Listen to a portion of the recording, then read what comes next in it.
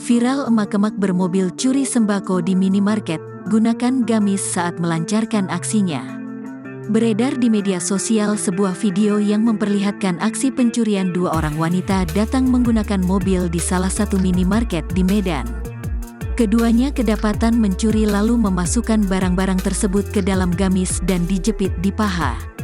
Ulah kedua pelaku itu pun berhasil terekam kamera CCTV dan viral di media sosial usai diunggah oleh pemilik akun Instagram @sedangrame, Minggu, tanggal 17 Desember tahun 2023. Dalam video tersebut, mulanya wanita tersebut datang ke minimarket menggunakan mobil putih bernomor polisi BK 1098 HM. Keduanya tampak mengenakan gamis dan jilbab panjang yang menutupi seluruh tubuh. Di luar dugaan, keduanya kemudian mengambil sejumlah barang-barang mulai dari beras, air mineral, makanan, hingga sembako.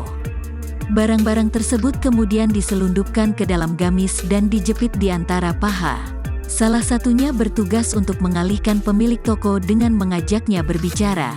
Sementara satu orang lainnya berkeliling dan mengambil barang-barang lalu disembunyikan dalam gamis. Usai berhasil mengembunyikan karung beras seberat 15 kg, wanita yang menggunakan gamis biru berjalan ke dalam mobil untuk meletakkan barang curiannya.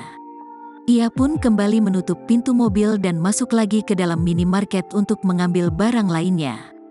Parahnya aksi tersebut dilakukan ketika siang hari saat kondisi minimarket sedang sepi. Unggahan tersebut sontak menuai beragam komentar oleh warganet. Tak sedikit dari warganet yang mengecam aksi dua wanita tersebut serta meminta pihak berwajib untuk menindaklanjuti kasus tersebut.